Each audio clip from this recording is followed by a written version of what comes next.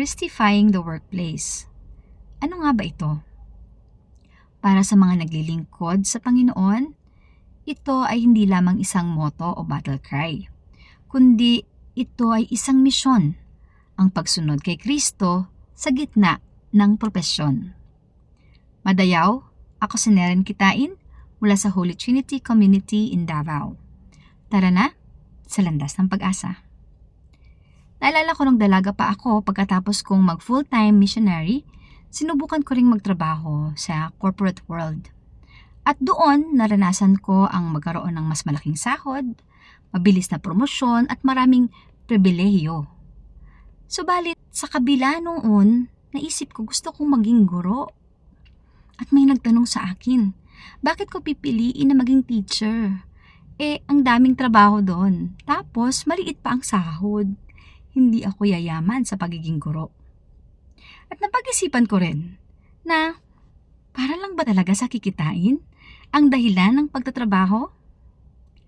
Ngayong araw ay pinagdiriwang natin ang kapistahan ng pag-akyat ni Jesus sa kalangitan.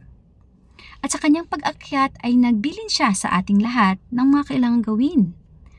Sinabi niya sa mga apostol sa Mateo 28 verses 18 to 20, malinaw ang utos ni Jesus, humayo kayo, gawin ninyong alagad ko ang lahat ng bansa. Kaya mahalaga na i-Christify natin ang ating trabaho. Una, dahil ang trabaho ay isang pagsamba. Ang ating buhay ay alay sa Diyos, hindi lang para sa sahod o promosyon. Pangalawa, ito ay lugar ng pagpapatotoo. Sa ating integridad, nakikita ng iba ang pag-ibig ni Kristo. Pangatlo, mayroon tayong tungkulin sa pagiging agent ng pagbabago.